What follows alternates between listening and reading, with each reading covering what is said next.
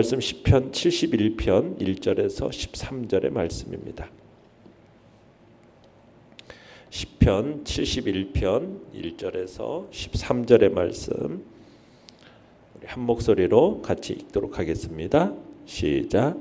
여호와여, 내가 주께 피하오니 내가 영원히 수치를 당하게 하지 마소서. 주의 의로 나를 건지시며 나를 풀어주시며 주의 귀를 내게 기울이사 나를 구원하소서. 주는 내가 항상 피하여 숨을 바위가 되소서. 주께서 나를 구원하라 명령하셨으니 이는 주께서 나의 반석이시요 나의 요새이심이니이다. 나의 하나님이여, 나를 악인의 손 곧 불의한 자와 흉악한 자의 장중에서 피하게 하소서. 주 여호와여, 주는 나의 소망이시요 내가 어릴 때부터 신뢰한 이시라.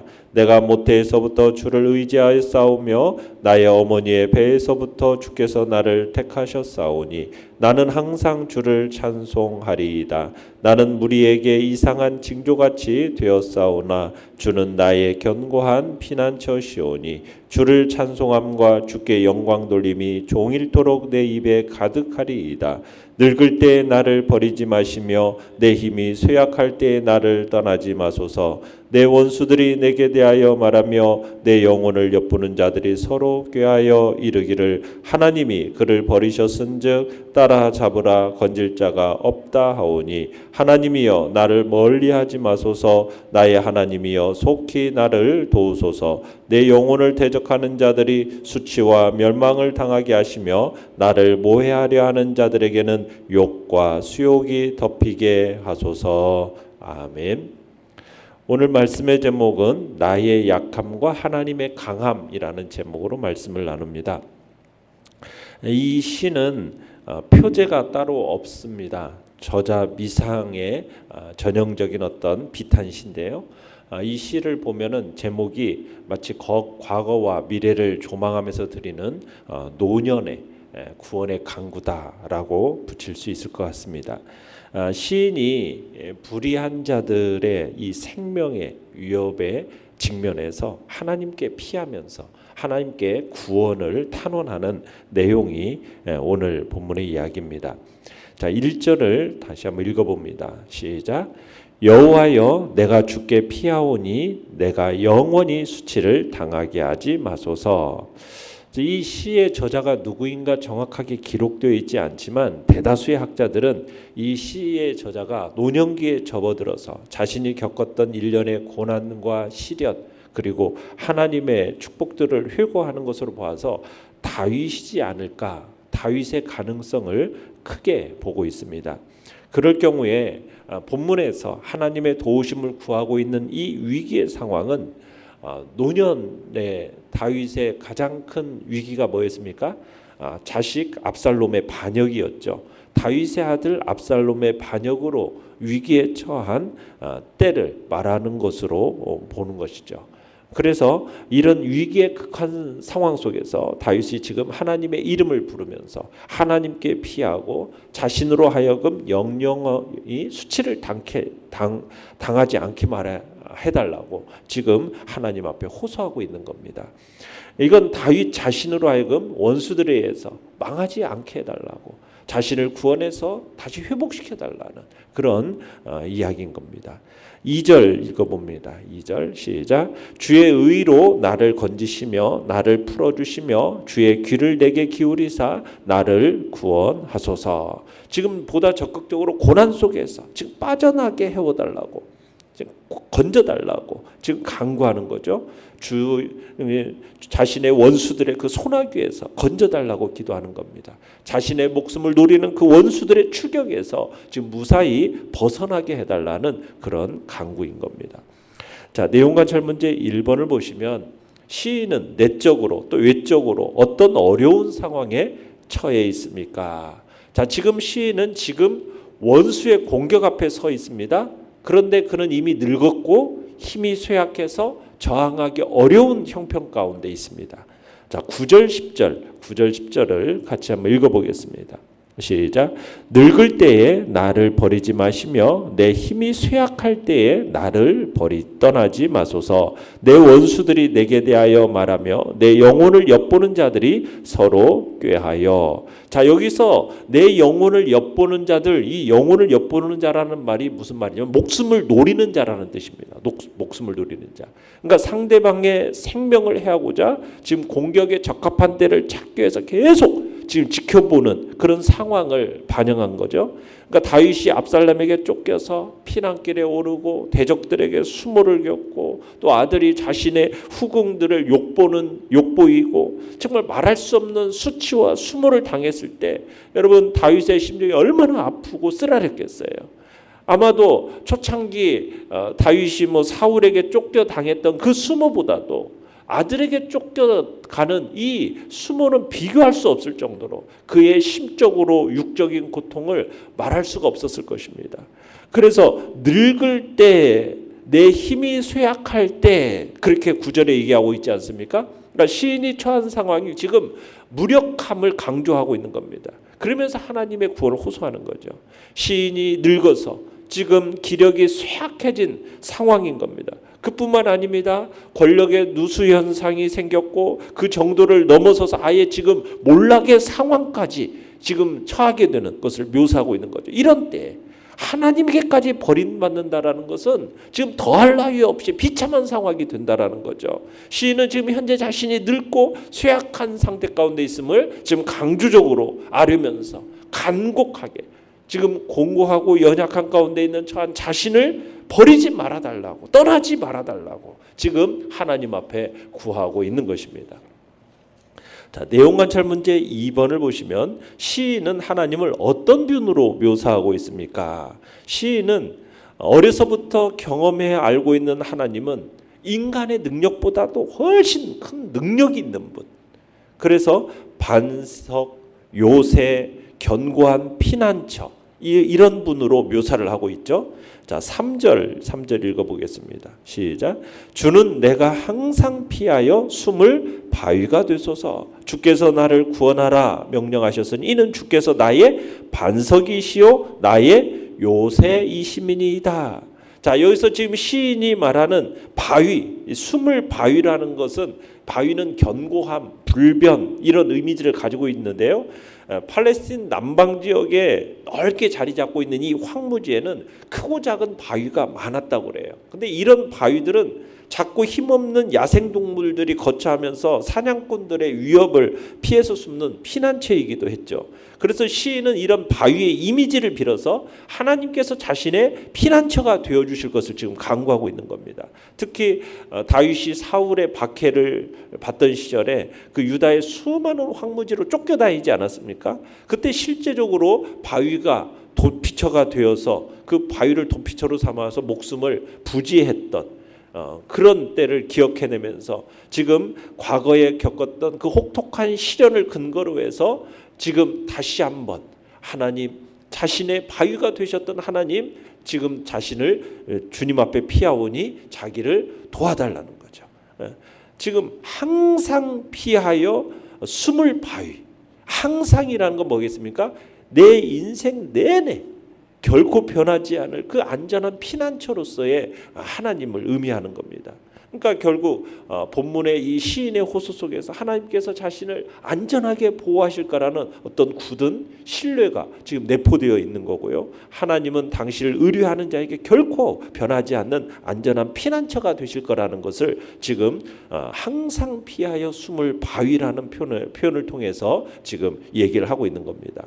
그러면서 7절도 읽어봅니다. 시작. 나는 무리에게 이상한 징조같이 되었사오니 주는 나의 견고한 피난처시오니. 자, 여기서 무리에게 이상한 징조같이 되었다. 이 말은 무리에게 비방거리가 되었다라는 말입니다. 비방거리. 그러니까 시인이 지금 무리에게 비방거리가 되었는데 왜 그랬을까? 이유가 뭘까? 그의 현실을 일반적으로 생각해 보면 이 다윗의 모습은 의인이 누릴 축복이라고 볼 수가 없었기 때문입니다. 당시 사람들에게 있어서 의인에게는 하나님의 축복이, 악인에게는 저주가 임한다라고 생각을 했어요. 그렇게 볼 때 지금 다윗이 당하는 고통을 보면 어떻습니까? 사람들이 볼 때 다윗을 의인이라고 생각할 수가 있겠습니까? 도저히 의인이라고 생각할 수가 없는 거예요. 왜요? 자식에게 반역을 당해서 쫓겨가서 거의 지금 몰락할 상태 가운데 있는 다윗을 볼 때 이 다윗은 의롭다라고 의인이라고 여겨지지가 않는다는 얘기입니다. 그래서 분명 의로운 삶을 살았다면은 이렇게 되지는 않았을 때라고 사람들이 이제 다윗을 보면서 비방을 하는 거죠. 이상하게 생각하는 거죠. 네가 의인이라면 어떻게 이런 일을 당할 수 있느냐? 그러면서 다윗을 비방을 한 겁니다. 그런 비방과 핍박 이런 속에서 다윗은 주눅들지 않습니다. 오히려 뭐라고 합니까? 주는 나의 견고한 피난처이십니다 하면서 지금 하나님께서 자신을 구원하실 거라고 고백을 하고 있는 거죠. 오히려 하나님께 자신의 어떻게 신뢰를 드러내고 있는 겁니다. 자, 영과 묵상 문제 3번입니다. 시인은 원수의 공격 앞에서 하나님께 피하겠다고 말하는 까닭은 무엇입니까? 자, 시인은 지금 원수의 공격이라는 상황을 극복하기 위해서 시인은 다른 뭘 하기보다도 그저 하나님께 피하겠다 이렇게 지금 말하죠. 왜냐하면은 비록 자신은 약하지만 하나님께 피할 때 안전하다라는 것을 확신하기 때문입니다. 다윗은 이걸 누구보다도 경험을 통해서 분명하게 확신하고 있었기 때문에 5절을 한번 읽어보십시오. 5절 시작. 주 여호와여 주는 나의 소망이시요 내가 어릴 때부터 신뢰한 이시라. 그러니까 다윗은 어릴 때부터 하나님을 신뢰해서 그 경험이 있는 거예요. 그러니까 다윗은 소년 시절 때 하나님을 의지하면서 양을 치고 사자와 곰이 달려오고 맹수들이 달려올 때 하나님의 도움을 힘입어서 양떼를 맹수들로부터 보호했다라는 그런 간증을 우리가 골리앗과의 싸움에 앞서서 사울에게 하는 장면을 우리가 보지 않습니까? 그런 것처럼 다윗은 어려서부터 하나님이 자신을 지켜주셨다라는 그런 간증이 마음속에 있는 겁니다. 그런 하나님께서 자신을 지켜주셨듯이 지금도 지켜주실 것을 구하고 동시에 자신을 지켜주실 것이라는 확신이 마음속에 있었던 거죠. 그래서 원수의 공격 앞에서 하나님께 피하겠다 그렇게 말하고 있는 겁니다.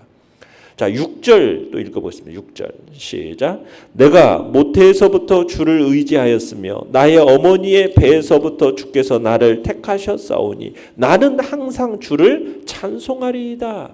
자, 하나님께서는 시인 자신이 어떻게 보면 아무런 자의식이 없을 수 있는 그때 모태에서부터 자기를 붙들고 계셨음을 나타내고 있는 거죠. 그러니까 시인은 궁극적으로 하나님의 도우심과 하나님의 보호는 자기의 공로가 아니라 자기의 공로와는 전혀 상관없이 하나님의 주권적인 의지와 하나님의 주권적인 행동의 결과임을 강조하고 있는 겁니다. 그러니까 시인은 모태로부터 자신을 지으시고 또 무사히 태어나게 하신 이것을 생각할 때 하나님을 찬양하지 않을 수가 없다는 거죠. 하나님을 생각할 때 자기 앞에 닥친 이 고난 속에서도 하나님은 보호해 주실 것이다. 구원해 주실 것이다. 이것을 확신하기 때문에 찬양하지 않을 수 없고 그 찬양을 계속하겠다라고 고백하고 있는 것이 지금 시인의 고백인 겁니다. 느낀 점 4번입니다. 위기 상황에서 자신의 약함을 인정하며 전적으로 하나님을 의지하는 시인의 모습에서 무엇을 느낍니까? 자, 위기 상황 속에서 자신의 약함을 인정하고 그리고 전적으로 하나님을 의지하는 시인의 모습에서 이 정말 다윗의 그 신앙 고백이 얼마나 굳건한지 정말 그러면서도 그의 신앙 고백 속에서 그 신앙의 대단함을 우리는 느끼게 됩니다. 우리가 이렇게 신앙 고백하는 것이 뭐가 어려워 우리가 이렇게 생각할 수도 쉬운 말처럼 느낄 수도 있지만 우리가 죄인은요 자신의 약함을 인정하려고 하질 않아요. 그리고 눈에 보이지 않는 하나님께 피한다라는 것을 받아들이지 못하는 것이 죄인의 모습입니다. 그러나 지금 다윗 이 시인은 그렇지가 않아요. 자신의 연약함을 인정하고 그리고 하나님의 그 강함을 또 신뢰하면서 하나님께 피하는 것, 이것이 바로 진정한 믿음의 사람의 모습이라는 겁니다. 우리 인간은요, 자꾸 주변 환경에 영향을 크게 받습니다. 실제로 뛰어난 자질을 가지고 충분히 맡은 일을 잘할 수 있는 사람에도 불구하고 자꾸 옆 사람이 그 사람에 대해서 책망하고 비웃고 무시하고 그러면요, 그 사람은 기대 이하로 전락하게 되어 있는 것이 바로 인간의 모습이에요. 사실 다윗도 마찬가지입니다. 과거 자기가 이렇게 왕으로서 승승장구하고 최고 전성기를 구가했을 때야 사람들로부터 인정받을 수 있었겠지만 지금은 이미 기력이 쇠한 상태 가운데서 평범한 노인에 불과하고, 그런데다가 그런 속에서 자식이 반역을 일으켜서 쫓겨간다? 그러면서 주변에서는 뭐라고 얘기합니까? 너의 핏값 때문에 지금 이런 것이다. 네 인생은 이제 끝났다. 지금까지 저질렀던 죄로 인해서 너의 말년은 비참할 거다. 옆에서 사람들이 비난하는 그런 사람들이 있는 거예요. 그러면은 그런 생각이 들면은 그런 말들을 자꾸 듣고 그런 생각이 자신의 마음을 지배하게 되면은 사람이 어떻게 됩니까? 좌절하게 되는 거거든요. 그리고 그의 인생이 거기서 끝나버리는 경우가 많아요. 그런데 다윗은 그 생각에 그렇게 말하는, 자신을 무시하고 비웃고 멸시하고 네 인생은 끝났다 이런 식으로 말하는 것에 동조하지 않는 거죠. 스스로도 아직도 나에게는 해야 할 일이 있고, 다른 사람이 생각하는 것처럼 나는 약하고 연약한 존재일지 모르지만 그러나 나에게는 생명과 인생을 강하게 하시고 나를 여전히 보호하시고 도우시는 하나님이 함께 하시니 나는 이 모든 것들을 이겨낼 것이다라는 확신이 이 다윗에게는 있었던 거예요. 이 시인이 그런 마음으로 이 모든 상황 환경을 이겨내 가는 것입니다. 그러니까 우리에게 마음속에도 바로 어떤 주변의 환경에 의해서, 사람들의 말에 의해서 우리가 좌우되지 않고 정말 하나님이 내 인생 속에서 역사하셨고 도와주셨던 그 과거의 신앙, 과거의 그 하나님을 통한 그 도움들을 기억해내면서 그분을 신뢰하고 의지하는 삶을 살아가는 것이 얼마나 중요한지를 우리가 다시 한번 생각하게 되는 것입니다. 결단과 적용 5번입니다. 내 약함을 인정하고 하나님을 의뢰하기 위해서 내가 변화되어야 할 부분은 무엇입니까? 그 변화를 일으키기 위해 오늘 실천할 수 있는 일은 무엇입니까? 우리가 환경과 어떤 현상과 다른 사람의 말, 이런 또 다른 사람의 눈, 이런 것에 좌우되어서 내 인생을 그들의 의견, 그들의 어떤 환경과 현상에 맡겨두는 그런 어리석음을 우리가 범치 않아야겠다라는 결단을 해야 될 것입니다. 여전히 하나님은 나를 붙잡고 계신다. 나로 일어서게 할 것이다. 주님께서 일을 행하시는 분이다. 그런 것을 우리가 확신해 가야 할 것입니다. 그래서 하나님이 나를 붙드시는 한, 하나님이 나의 피난처가 되시는 한 내 인생은 결코 쓰러지지 않는다. 그런 확신을 가지고 눈에 보이는 현실에 모든 어려움에 휘둘리지 않고 오히려 이 모든 것들을 극복해내는 복된 자리에 우리 모두가 있기를 간절히 바랍니다. 오늘의 기도 같이 읽겠습니다. 시작. 늘 나의 약함과 하나님의 강함을 인정하며 전적으로 주님을 신뢰하게 하소서. 아멘. 말씀을 생각하며 기도하시고요. 연약한 우리의 지체들을 위해서 기도해 주시기 바라며 오늘 수요 예배 가운데도 풍성한 은혜를 구하시고요. 그리고 특별히 연약한 우리의 지체들 김성경 집사님, 또 임정혜 권사님, 우정혜 권사님 위해서 기도해 주시고요. 그리고 수능을 앞둔 우리의 자녀들이 있습니다. 그들의 선한 하나님의 인도하심이 있도록 주님께서 우리 아이들이 이 가까운 곳에서 또 학교를 다니면서 주의 교회 안에 잘 또 정착하고 섬기는 자리에 있을 수 있도록 위해서 기도해 주시기 바랍니다. 주여, 우리 세 번 부르짖며 나아갑니다. 주여, 주여, 주여.